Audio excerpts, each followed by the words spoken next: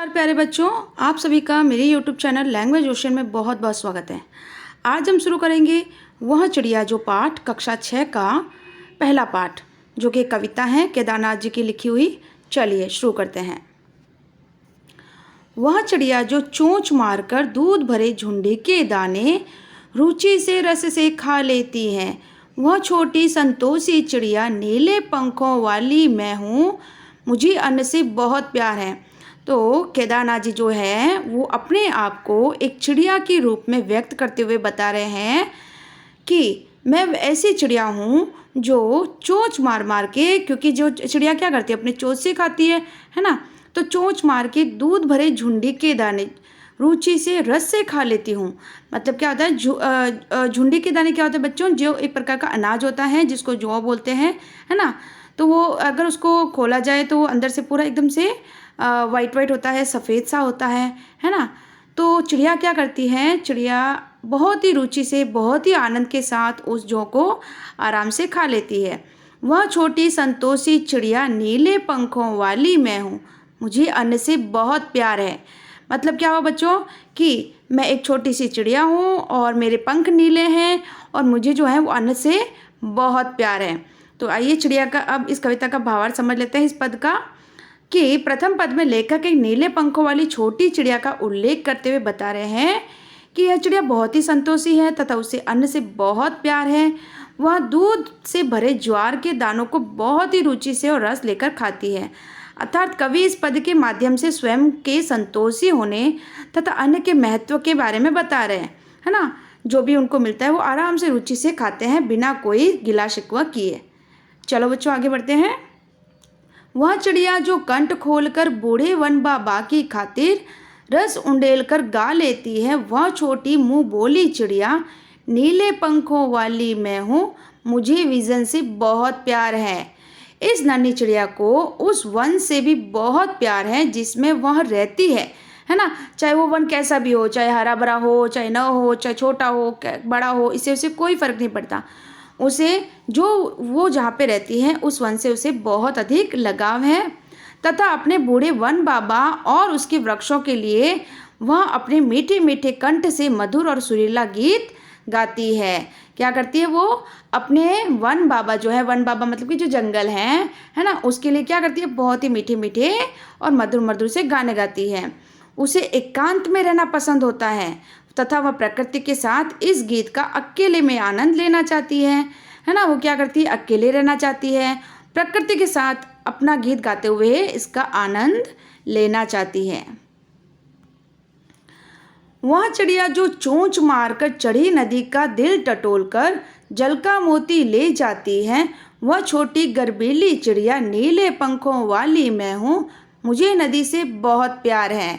अब last paragraph में क्या कहा गया है, इस पंक्ति में चिड़िया ने अपने साहस का वर्णन करते हुए बताया है कि वह छोटी जरूर है परंतु साहसी है। वह जल से भरी नदी के बीच से भी पानी की बूंदों को चोंच में भर कर ले आती है। यह साहसी काम करने पर उसे स्वयं पर गर्व है। चिड़िया को नदी से बहुत प्यार है।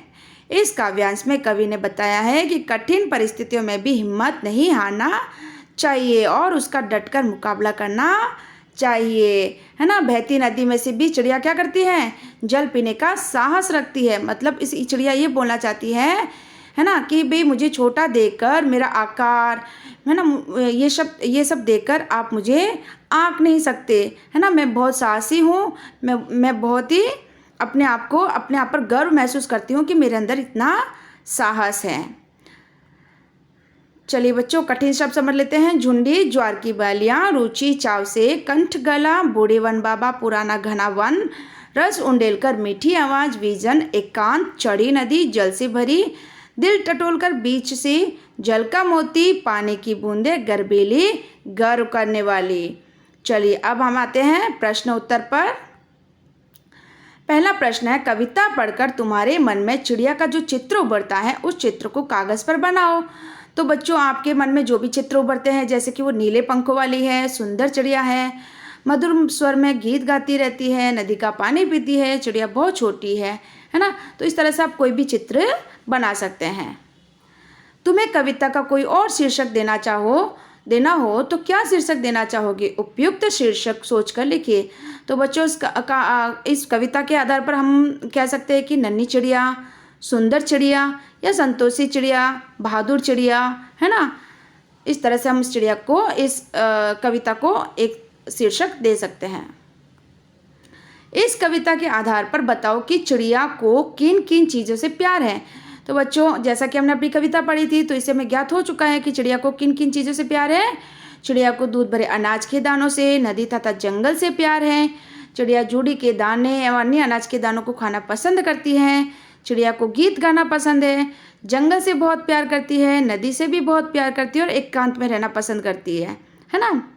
चलिए, कवि ने नीली चिड़िया का नाम नहीं बताया, वह कौन सी चिड़िया रही होगी? इस प्रश्न का उत्तर जानने के लिए पक्षी विज्ञानी सालिम अली की पुस्तक भारतीय पक्षी देखो। इनमें ऐसे पक्षी भी शामिल हैं जो जाड़े में एशिया के उत्तरी भाग और अन्य ठंडे देशों से भारत आते हैं। उनकी पुस्तक को देखकर तुम अनुमान लगा सकते हो कि इस कविता में वर्णित नीली चिड़िया शायद इनमें से कोई एक रही होगी। नीलकंठ, छोटा किलकिला, कबूतर, बड़ा पतरिंगा।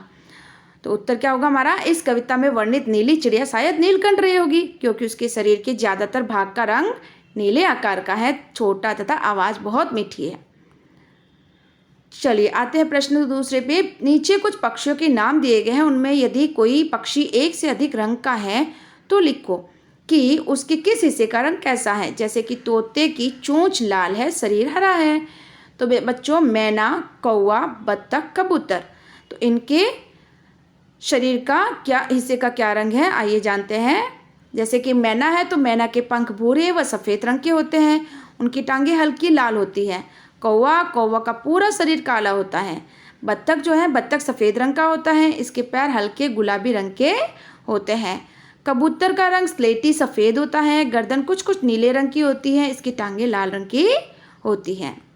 बढ़ते हैं अगले प्रश्न की तरफ। कविता का हर बंद वह चिड़िया जो से शुरू होता है और मुझे बहुत प्यारे पर खत्म होता है। तुम भी इन पंक्तियों का प्रयोग करते हुए अपनी कल्पना से कविता में कुछ नए बंद जोड़ो। तो बच्चों आप अपने मन से कुछ भी लिख सकते हैं। यहाँ पे जैसे मैंने लिखा है, वह चिड़िया जो ची ची करके सबका मन बहलाती है, नील गगन की सीमा पाने पंख पसारे उड़ जाती है, अपना घर बसाने के लिए घास के तिनके लाती है, वह परिश्रमी चिड़िया सबको परिश्रम का पाठ सिखाती है। चलिए आगे बढ़ते हैं। यहाँ रेखांकित शब्द विशेषण का काम कर रहे हैं। ये शब्द चिड़िया और दराज संज्ञाओं की विशेषता बता रहे, अतः रेखांकित शब्द विशेषण है और चिड़िया दराज विशेष्य है। यहाँ वाला वाली जोड़कर बनने वाले कुछ और विशेषण दिए गए हैं। ऊपर दिए गए उदाहरणों की तरह इनके आगे एक एक विशेषण और जोड़ो। अब बच्चों यहाँ पे लिखा है मोरों वाला बाग, तो हम क्या कह सकते हैं? रंगीन मोरों वाला बाग या रंगीन मोरों वाली बाग। हरे पेड़ों वाला घर, हरे भरे पेड़ों वाला घर। लाल फूलों वाली क्यारी, लाल पीले फूलों वाली क्यारी। लंबा स्कूल वाला रास्ता, अधिक लंबा स्कूल वाला रास्ता। अधिक हंसने वाला बच्चा, बहुत अधिक हंसने वाला बच्चा। घनी मूँछों वाला आदमी, बहुत घनी मूँछों वाला आदमी। चलिए बच्चों आगे बढ़ते हैं। कविता की इन पंक्तियों में मोटे छापे वाले शब्दों को ध्यान से पढ़ो। पहले वाक्य में रुचि से खाने के ढंग की और तथा दूसरे वाक्य में रस उंडेलकर गाने के ढंग की विशेषता बता रहे, अतः ये दोनों क्रिया विशेषण हैं। नीचे दिए गए वाक्यों में कार्य के ढंग या रीति से संबंधित क्रिया विशेषण शब्द छांटो। तो बच्चों में क्या करना है? क्रिया विशेषण शब्द को अलग करना है। जैसे कि सोनाली जल्दी जल्दी मुंह में लड्डू ठूसने लगी। अब सोनाली मुंह में लड्डू ठूसने लगी, ये ठीक है, लेकिन क्योंकि यहाँ पे जल्दी जल्दी आया है तो ये है क्रिया विशेषण। गेंद लुढ़कती हुई झाड़ियों में चली गई, तो गेंद को हमें पता है कि वो लुढ़कती हुई जाएगी, पर यहाँ पे दिखा गया है गेंद लुढ़कती हुई, वो बता रहा है क्रिया की विशेषता कि किस तरह से गई। एक तो होती उछलती हुई, एक होती लुढ़कती हुई, तो यहाँ पे लुढ़कती हुई गई। भूकंप के बाद जनजीवन धीरे धीरे सामान्य होने लगा, तो धीरे धीरे क्या हुआ बच्चों? क्रिया विशेषण। कोई सफ़ेद सी चीज धप से आंगन में गिरी, तो धप से जो शब्द है वो है क्रिया विशेषण। टॉमी फुर्ती से चोर पर झपटा, टॉमी फुर्ती से चोर पर झपटा, तो फुर्ती जो है वो क्रिया विशेषण है। तेजिंदर सहम कर कोने में बैठ गया, तेजिंदर जो है कोने में बैठ गया, लेकिन कैसे? सहम कर, तो ये क्रिया की विशेषता हो गई, क्रिया विशेषण सहम कर। आज अचानक ठंड बढ़ गई है, तो यहाँ पे अचानक क्या हो गया? क्रिया विशेषण। तो बच्चों आशा करती हूँ आज की क्लास पसंद आई होगी। प्लीज़ मेरे चैनल को सब्सक्राइब कीजिए, लाइक कीजिए, ताकि मैं और अच्छे अच्छे वीडियो आपके लिए बना सकूँ। प्लीज़ बच्चों, मुझे आपका सपोर्ट की बहुत ज़रूरत है। प्लीज़ मुझे सपोर्ट कीजिए। धन्यवाद बच्चों। आशा करती हूँ आपका दिन शुभ हो।